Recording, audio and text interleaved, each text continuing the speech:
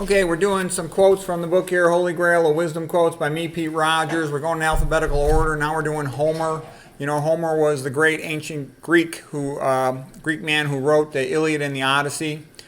The legend has it that he was blind. He was probably like a traveling minstrel, a bard. Rufus Fears, the great historian, I've done videos about him before, said Homer, was one man, he was a genius.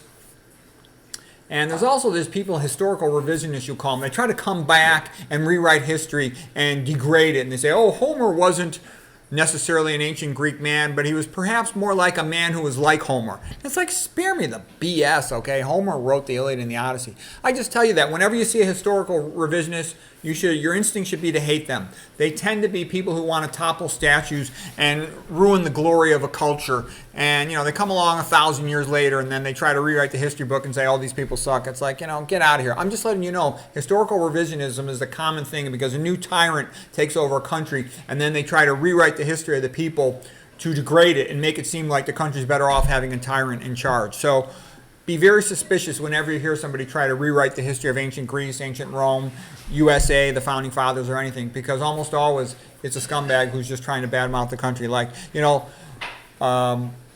Christopher Columbus, instead of being a genius who navigated this great ocean in a little crappy little wooden boat, they try to say, oh, he's an evil racist. It's like, give me a break. The guy was a freaking genius. He could cross the ocean in a little tiny boat, okay? They do that to a lot of great men. Okay, anyways, continuing with Homer and the Iliad and the Odyssey. Rufus Fears says the Iliad was a poem of a young man. Lots of fighting, and he idolizes Achilles, the great warrior, who was a little bit brutal, impulsive, and crazy. Okay, the Odyssey is more the poem of an old man, as he values his journey to return home and he seeks peace, just wants to live in peace. Okay, I think The Wrath of Achilles is certainly an extraordinary story. It shows how rough and primitive things could be back in that day in the time of the battle in Troy. And it's a little bit of a Bible almost, Old Testament and New Testament, the Iliad being the Old Testament, the New Testament being the Odyssey. And again, just like the Christian Old Testament and New Testament, the Old Testament's a little harsh, a little more rough. The New Testament is sort of more loving and kind and forgiving.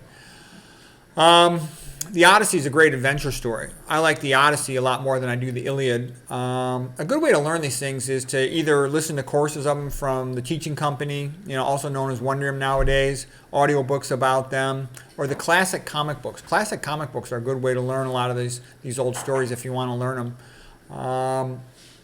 It's part of a good education to know something about this stuff. It really is. And you'll be surprised how often this comes up all the time in English literature. Catabasis is traveling down into the underworld, to have a conversation with a dead philosopher or seer or prophet, okay? And Odysseus had to go down to the underworld to get information about how to get back home to Ithaca. And while he was there, he had a conversation with Achilles. Okay, let's see. Rufus Fears quote, Homer's Iliad and the Odyssey were to the ancient Greeks what the King James Version of the Bible was to English, both a historical, a religious, and a literary masterpiece. And Troy did exist. Heinrich Schliemann, a big, rich man who was a fan of Troy, went and did the archaeology of the place and found the place, okay, just so you know. Francois Chateaubriand, he said, Achilles only exists because of Homer. Take away the art of writing and you take away the glory. Yeah, most of the ancient history, there was no one to write about it, so it gets forgotten. So you need to have these historians and poets and bards to keep history alive. Like you look at Ireland, Queen Elizabeth in the 1600s, she would kill all the Irish poets and musicians because she didn't want the history of the Irish people passed on from generation to generation. They weren't allowed in the schools. They would hide in the hedgerow schools. At Achilles' tomb, he spoke of the soul of Achilles. In the late 1500s, I should say, about Elizabeth. And Achilles' tomb, he spoke of the soul of Achilles. O fortunate youth to have found Homer as the herald of your glory, Alexander the Great. But Alexander the Great was a bit of a jerk. He had his own bard, Callisthenes, and he killed him, okay, because there was a little bit of a falling out between them. Callisthenes felt that Alexander the Great was becoming too much Persianized. Okay, Homer.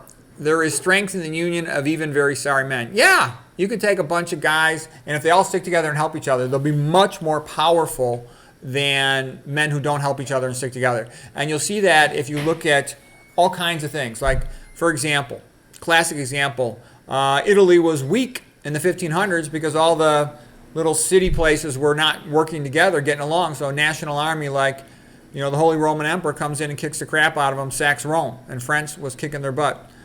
Okay, versus if a country unifies, then they're much more powerful. Like Ireland would get their butt kicked, not just because England was bigger, but because England was a unified national army and Ireland was a bunch of separate, chieftains. Okay, so people need to unify or they're screwed.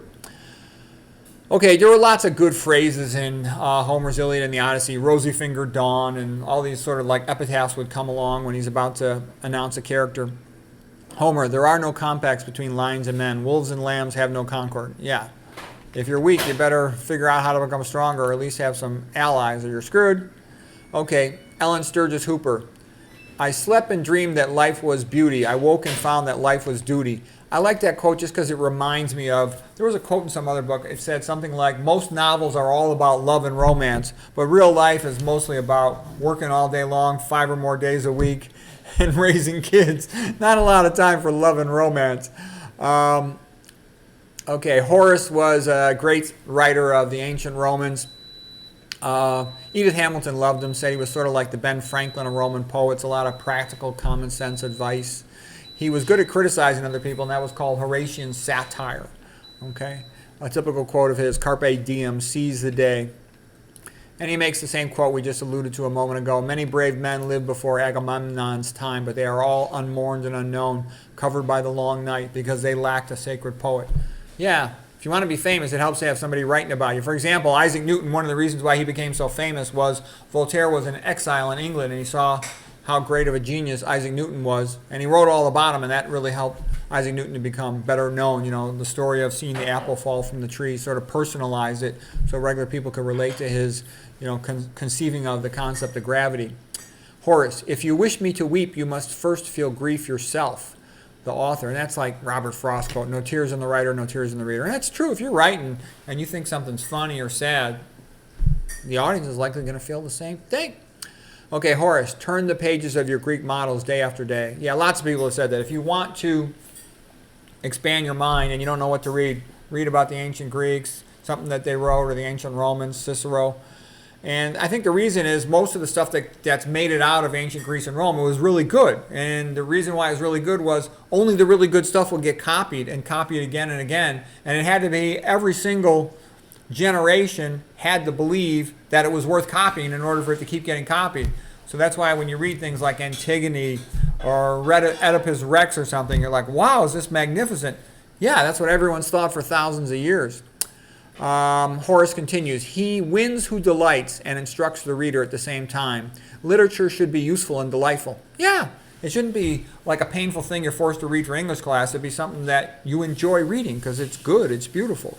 And I actually think good writing should be, in that sense, sort of infotainment, information and entertainment. A lot of literature is more entertainment than information. Like if you read Jurassic Park by Michael Crichton, very suspenseful, but it's entertaining. And you see what a genius he is to put that all together. But I prefer books, that sort of enlighten me as I read them. Brothers Karamazov, you see the character of Alyosha and you say, gee, that's the best way to navigate life. By being nice, and then everybody benefits. It ripples outward, okay? And you can be as smart as you want, like Ivan in Brothers Karamazov, but if you're not also nice and if you don't believe in God, you end up running into problems, okay? Faith in God gives you a lot more resilience. Okay, I've seen a lot of smart people who don't have faith in God, and they crash and burn, turn into alcoholics, drug addicts, commit suicide and stuff. Faith in God makes you way stronger. And that's another reason why the billionaire perverts don't like it, but that's also why most of the creative geniuses had it. Okay, there's exceptions, but not that many. Okay, Horace, adversity reveals genius, prosperity conceals it. I know lots of real high IQ doctors. They just want to make money, spend time with their family. They're not motivated to do anything beyond that. Okay, another quote by Horace. The common people are but ill judges of a man's merits. They are slaves to fame, and their eyes are dazzled with the pomp of titles and large retinue. Yeah, most people go by what's popular, and usually that stinks. It's made popular because some billionaire pervert's putting money behind it to advertise it rather than its quality. No wonder then that they, the public, bestow their honors on those who least deserve them. When you have well thought out your subject, the words will come spontaneously. What we learn only through our ears makes less impression upon our minds than what is presented to our eyes. Okay, that's it for Horace, the ancient Roman writer. I'm going to talk briefly about Alex Hormozy. You know, I'm not really interested in all this stuff that he does, but I have a lot of friends that like business, and they love this guy, Alex Hormozy, as being a good writer for business advice. And, you know, he's a motivating guy. He's a real muscle-bound guy. He says things like, the best time to start was yesterday. The next best time to start is now. In order to grow, you need to figure out what you need to grow. Who you compare yourself determines who you will become. Yeah, I compare myself to Aristotle, the guy who summarized useful knowledge of his time, and to Thomas Aquinas, the unifier of faith and reason. That's who I am in this age. Okay? And to Dr. McDougall. He was the greatest doctor? No, I'm the greatest doctor. Okay? And anybody competing with me, go find one that's better. Okay? And then look closely that they're not selling a bunch of stuff or sponsored by a bunch of people to promote things that they don't really believe in. Okay, he continues, a focused fool can accomplish more than a distracted genius. Yeah, I know distracted geniuses who dropped out of med school, and I know idiots who graduated from med school because they were focused. Let's see. Take advice from people who are where you want to be. Yeah, you got to respect people who've achieved what you want to achieve. Okay, maintenance is a myth. You're either improving or you're going down. There's some truth in that. You can't stand still or you become a Gomer Doc. It means you become mediocre. Okay, he used to say to himself, I cannot lose if I do not quit. I don't really like that, though. It's too negative. It's like a double negative. What I always say to myself when I'm trying to get motivated and I know I can do something, I can do it. For me, usually the problem is finding time. That's always the challenge for me, you know. It's like I got 5 books in my head, but I can't write them because I don't have the time. When I get some time, I'm going to write the next one. Okay? He says, the only thing that beats free is fast. People will pay for speed. When you're trying to sell something, the pain is the pitch. Proszę kochanie, czy mogłybyś mi pomóc I otwórz drzwi? Okay. The pain is the pitch. If you can articulate correctly, the pain is the prospect, is what the prospect is feeling. They are more likely to buy. A prospect must have a painful problem for us to charge money for our solution. Okay. I'm almost done there, homie. Okay. David Horowitz, he's a great writer, really sort of a philosophical political writer. He said, political correctness is a term coined by Chinese dictator and mass murderer Mao Zedong. By politically correct, he means that you're following the position of the Communist Party. So notice that political correctness in America means, are you following what the Democrats want you to say? Are you using the proper pronouns? Okay? Do you celebrate, anal sex and thinks it deserves a flag of its own? Okay?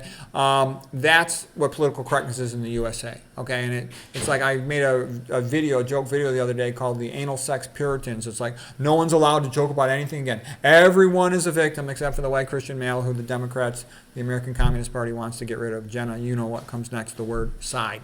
Okay. Edgar Watson Howe, he lived from 1853 to 1937. He said, at first, a woman doesn't want anything except a husband. But as soon as she gets a husband, she wants everything else in the world. Okay. His next quote is, a woman does not spend all of her time buying things. She also likes to spend time bringing them back. Okay. Julia Ward Howe, mine eyes have seen the glory of the coming of the Lord. That's from Battle Hymn of the Republic. My favorite version of that was sung by John McCormick, the Irish tenor. James Howell, he said, Aristotle is the philosopher's pope. Yeah, he's the greatest philosopher of all time, is Aristotle. I've made other videos about him. Oh, here's a good one. One hair of a woman can draw more than 100 pair of oxen. Okay, that's a little bit of a funny quote. It's a bit of a joke. You can say where that hair comes from, and it's also reminiscent of Helen of Troy, of course. Okay, Albert Hubbard, he says, constant effort and frequent mistakes are the stepping stones of genius. Yeah, the determination to work through your failures. One machine can do the work of 50 ordinary men. No machine can do the work of one extraordinary man. Yeah, AI can't replace creativity. It always looks for consensus, and consensus is mediocrity. Okay, Albert Hubbard, little minds are interested in the extraordinary, great minds in the commonplace. Yeah, well, they see the common patterns. Never explain. Your friends don't need it, and your enemies won't believe you anyways. Okay, Fran McKinney Hubbard. When a fellow says it ain't about the money, it's about the money. L. Ron Hubbard. Any society that teaches its women anything except management of the family and the care of men and the development of the future generation? Is the society on its way out? Yeah, I've heard so many bad things about young women nowadays. They're so confused with all this feminism and careerism. I talk to young men, and man, they are not happy with young women. I'm telling you, it is the opposite. When I was a young guy, I was guaranteed I was going to get married, have a big family. Nothing could be better than that. Whereas young guys nowadays, they're like the opposite. No way am I ever going to get married. I saw what happened to my old man. They said, good luck finding a girl around 25 years of age who hasn't slept with at least 20 different men. He says they're so promiscuous that, that's a major risk factor for getting divorced in the future. They go, you don't want to marry any of them. They said they're a waste of time. They're worthless as potential wives, worthless. I'm telling you, that's how young men talk to me. A lot of young men said those types of things to me. Ted Hughes, 14 centuries have learned from the charred remains of what took place when Alexandria's library burned. It brain damaged the human race. Yeah, that was such a disaster, burning down the Library of Alexandria. Anyways, that's all I got for today. I hope you found that helpful.